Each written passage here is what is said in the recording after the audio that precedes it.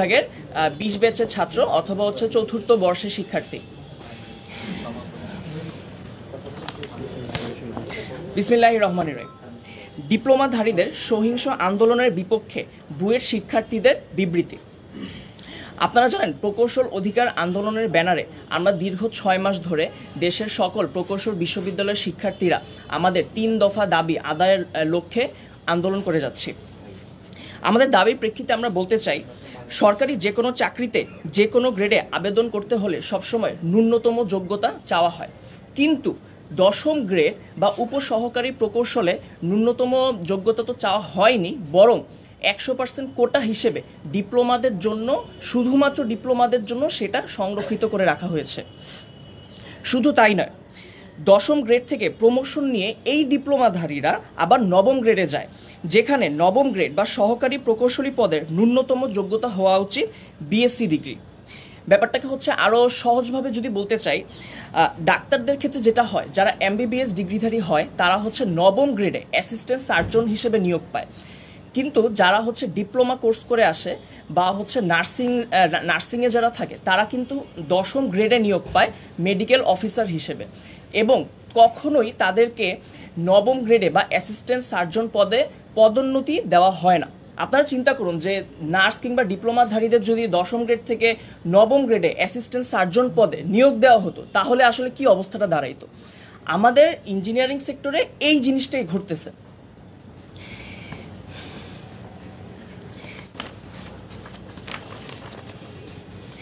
এর ফলে যারা হচ্ছে আমাদের ডিপ্লোমাধারীরা আছেন ইঞ্জিনিয়ারিং সেক্টরে, বা আমরা টেকনিশিয়ান বলতে পারি, তারা হচ্ছে আমাদের 9ম গ্রেডে চলে আসতেছে, এবং 9ম গ্রেডে যেগুলো আমাদের সহকারী প্রকৌশলীদের কাজ ছিল, অথবা আরও সহজ কথায় বিএসসিদের কাজ ছিল, সেই কাজগুলোর সাথে হচ্ছে ডিপ্লোমাধারীরা মিশ্রিত হয়ে যাচ্ছে, এবং সেই কাজগুলো ডিপ্লোমাধারীদের দিয়ে করানো হচ্ছে।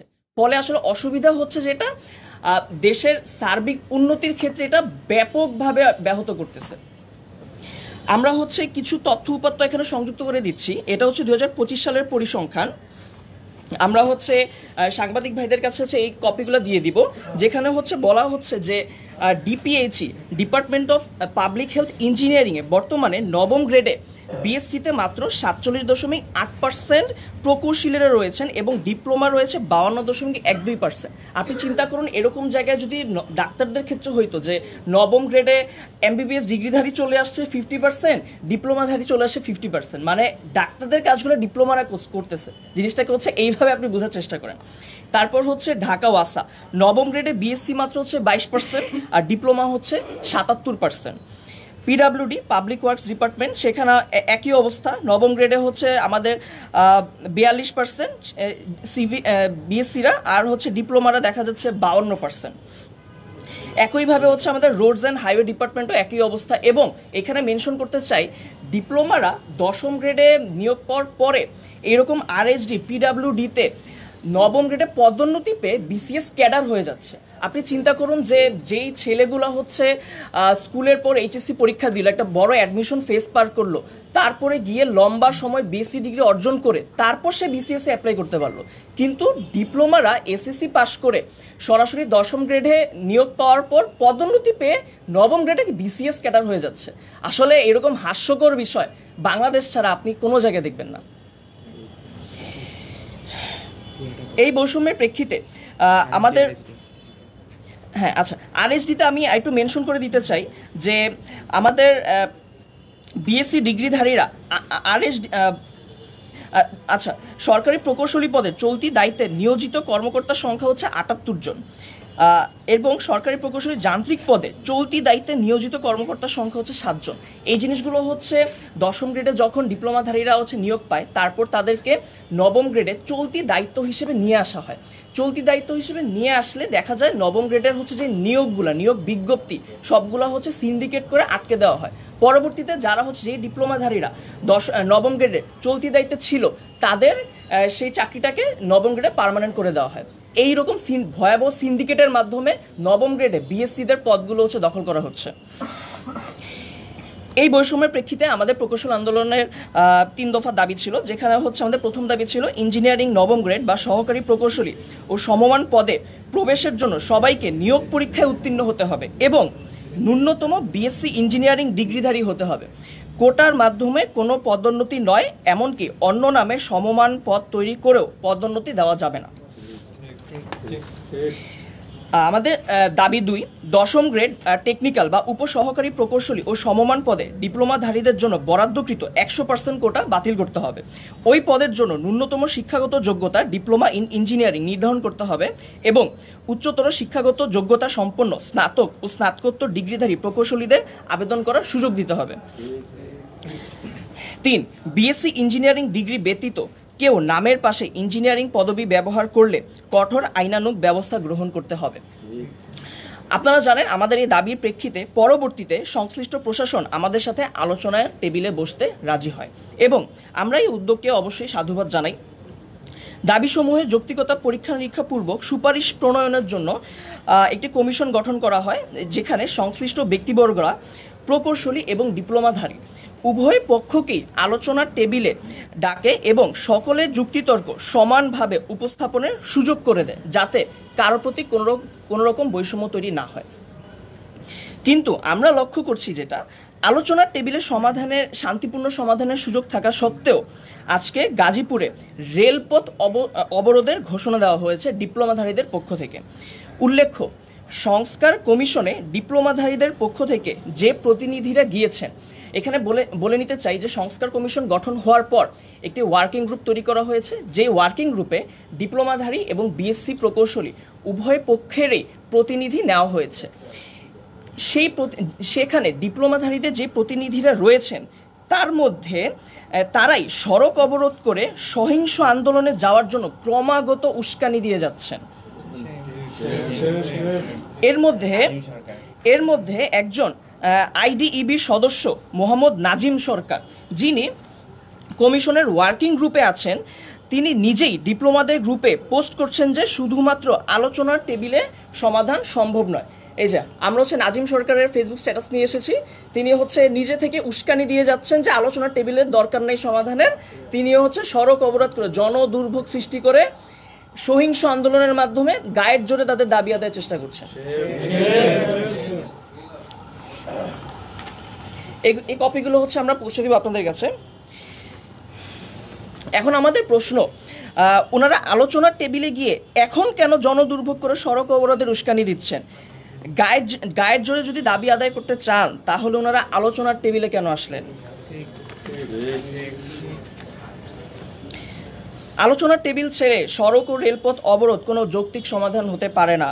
এগুলো শুধুই বিশৃঙ্খলা তৈরির পায়তারা এবং আমরা এসব কর্মসূচিকে গভীর ষড়যন্ত্র হিসেবে দেখছি, যা প্রথাগত আন্দোলনকে ভিন্ন পথে নিয়ে যাচ্ছে। এছাড়াও আইডিইবি সদস্য মোহাম্মদ ইউনুস, যিনি কমিশনের ওয়ার্কিং গ্রুপে রয়েছেন, এই যে ইনি মোহাম্মদ ইউনুস, তিনি একজন চিহ্নিত আওয়ামী লীগের দোসর এবং 5 আগস্টের আগে বঙ্গবন্ধু ডিপ্লোমা প্রকৌশলী পরিষদের সদস্য ছিলেন। এই যে এই কপিগুলো আমরা প্রিন্ট আউট নিয়ে এসেছি ফেসবুক প্রোফাইল থেকে, তার ফেসবুক প্রোফাইল থেকে, যিনি এখানে তিনি একটি প্রথমত তার ফেসবুক প্রোফাইলে তিনি বাংলাদেশ ছাত্রলীগ এটা ইউজ করেন। দ্বিতীয়ত আমরা একটা জিনিস দেখাতে চাই যে তিনি 5 আগস্টের আগে কি লিখেছেন তার ফেসবুক প্রোফাইলে একটি কমেন্টে, ছাত্রলীগ একটি আদর্শের নাম, যে সংগঠনটি মুক্তিযুদ্ধের চেতনা লালন করে দেশমাতৃকার সেবায় সদা জাগ্রত। এবং সেখানে তিনি এই কথাটিও বলেছেন, কুকৃতি ব্যক্তি করেছে, সংগঠন নয়। আপনারা জানেন আবরার ফাহাদ আমাদের যিনি বড় ভাই শহীদ হয়েছেন, ছাত্রলীগের নির্মমভাবে ছাত্রলীগরা তাকে মৃত্যুর দিকে ঢেলে দিয়েছে, তাকে হত্যা করেছে। এবং সেই ছাত্রলীগেরই একজন, সেই ছাত্রলীগ এবং আওয়ামী লীগের দোসর এই যে মোহাম্মদ ইউনুস, যিনি কিনা ওয়ার্কিং কমিটিতে ডিপ্লোমাদেরই নিয়োজিত, ডিপ্লোমারাই তাকে নিয়োজিত করেছেন ওয়ার্কিং কমিটিতে তাদের প্রতিনিধি হিসেবে। তিনি একজন ছাত্রলীগের সরাসরি দোসর এবং আওয়ামী লীগের সরাসরি দোসর। আমাদের প্রশ্ন ডিপ্লোমাধারীদের কাছে, তারা কিভাবে এই রকম একজন স্বৈরাচারের দোসরকে তাদের প্রতিনিধি হিসেবে অন্তর্ভুক্ত করে? এই সবকিছু মিলিয়ে আলোচনার টেবিল ছেড়ে যারা সড়ক অবরোধ করে দেশে নৈরাজ্য তৈরির উস্কানি দিচ্ছে, তাদের আসল উদ্দেশ্য ও এজেন্ডা কি সেগুলো খতিয়ে দেখা দরকার এবং সবাইকে এই বিষয়ে সজাগ দৃষ্টি রাখার আহ্বান জানানো হচ্ছে। অযথা রেলপথ অবরোধ করে সাধারণ জনগণের দুর্ভোগ সৃষ্টি করলে আমরা সংশ্লিষ্ট প্রশাসনকে আইনানুগ ব্যবস্থা নেওয়ার দাবি জানাচ্ছি। সর্বোপরি আমরাও চাইলে ৮০ লাখ শিক্ষার্থী নিয়ে দাবি আদায়ের জন্য রাজপথে নামতে পারতাম, কিন্তু আমরা বিশ্বাস করি যৌক্তিক দাবি আদায়ের জন্য গায়ের জোর খাটিয়ে সাধারণ মানুষকে জিম্মি করে রাস্তা অবরোধ করার প্রয়োজন নেই। যৌক্তিক দাবি জানালে সংশ্লিষ্ট কর্তৃপক্ষ নিজ উদ্যোগে তা আমলে নিয়ে ব্যবস্থা গ্রহণ করবে। এখানে আমরা আরও কিছু দেখাতে চাই, যেমন ডিপ্লোমাদের নিয়োজিত যে প্রতিনিধি, তিনি সরাসরি এই যে দেখেন, এটা তার ফেসবুক প্রোফাইল থেকে নেওয়া। তিনি সরাসরি হচ্ছে ফেসবুক প্রোফাইলে শেখ হাসিনার ছবি শেয়ার করেন। তিনি হচ্ছে যে বঙ্গবন্ধু ডিপ্লোমা প্রকৌশলী পরিষদের একজন, তিনি সরাসরি একজন দোসর স্বৈরাচারের, এবং তার সবগুলোই তার ফেসবুক প্রোফাইলে আপনারা খুঁজলেই দেখতে পারবেন। এছাড়াও হচ্ছে যে আমরা এখানে আপনাদের কাছে বেশ কিছু ডাটা দিব, যেখানে হচ্ছে দেখানো হচ্ছে যে অ্যাকচুয়ালি কী পরিমাণ বৈষম্য হচ্ছে বিএসসি ইঞ্জিনিয়ারের প্রতি। বিভিন্ন সরকারি বিভিন্ন জায়গায় কিভাবে বিএসসি ইঞ্জিনিয়ারদের কম নিয়োগ দেওয়া হচ্ছে, তাদের নিয়োগের পদ বন্ধ করে দেওয়া হচ্ছে, সিন্ডিকেটের মাধ্যমে কী কী করা হচ্ছে। আমরা এখানে সব কিছু হচ্ছে যে ডাটা আপনাদের কাছে দেখানো হবে। আমরা আলোচনার টেবিলে সরকারের কাছে এই সব কিছু উপস্থাপন করেছি, এবং আলোচনার টেবিলে যখন সুষ্ঠু সমাধানের পথে আমরা আশাবাদী, সেই মুহূর্তে হচ্ছে ডিপ্লোমারা রেলপথ ব্লকেট কর্মসূচি, রাস্তা ব্লকেট কর্মসূচি সহ এই ধরনের ধ্বংসাত্মক ও সহিংস কর্মসূচি দিয়ে তাদের দাবি আদায়ের জন্য তারা এই ধরনের পথ বেছে নিতে চাচ্ছে। আমরা চাই হচ্ছে একটি সুষ্ঠু সমাধান আলোচনা টেবিলের মাধ্যমে, যেখানে সরকার উপদেষ্টাদের সামনে আমরা আমাদের সকল যুক্তি সকল কিছু উপস্থাপন করেছি। আমরা চাই একটি সুষ্ঠু সমাধান, কিন্তু তারা চাই হচ্ছে নৈরাজ্য সৃষ্টি, সহিংসতা এবং সন্ত্রাসী কর্মকাণ্ড। ইতিমধ্যে আপনারা জানেন যে আজকে গাজীপুরে বিকাল 4টায় তারা রেলপথ ব্লকেট কর্মসূচি ঘোষণা করেছে। এছাড়াও আগামীকালও তারা সহিংস পথে অগ্রসর হচ্ছে। আমরা আপনাদের মাধ্যমে দেশবাসীকে আসলে জানাতে চাই যে যারা সহিংসতা ও নৈরাজ্য করে, আপনারা কি তাদের পথ বেছে নেবেন, নাকি হচ্ছে যে আপনারা যেটা হচ্ছে যে আসলে আমরা যেটা চাচ্ছি আলোচনার মাধ্যমে যে যৌক্তিক সমাধান, সেই সমাধানের পথ আপনারা বেছে নেবেন। আপনাদের কোনো কোশ্চেন আছে?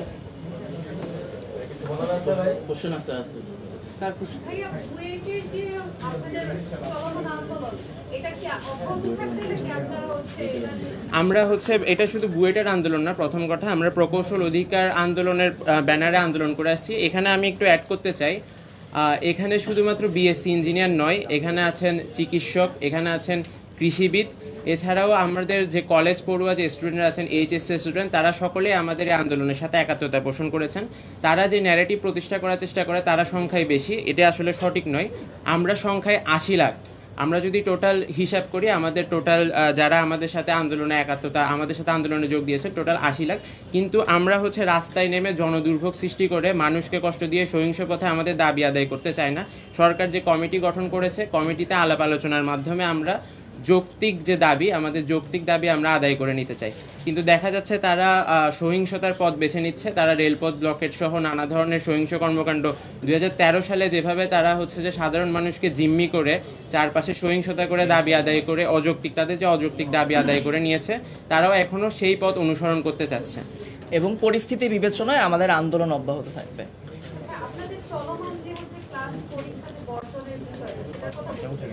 হ্যাঁ, মানে এটা হচ্ছে অলরেডি আমরা এই বর্জন কর্মসূচিটা তুলে নিয়েছি আমাদের পরিস্থিতি বিবেচনায়। পরবর্তীতে যদি দরকার হয় আমরা এরকম কর্মসূচিতে যেতে পারি।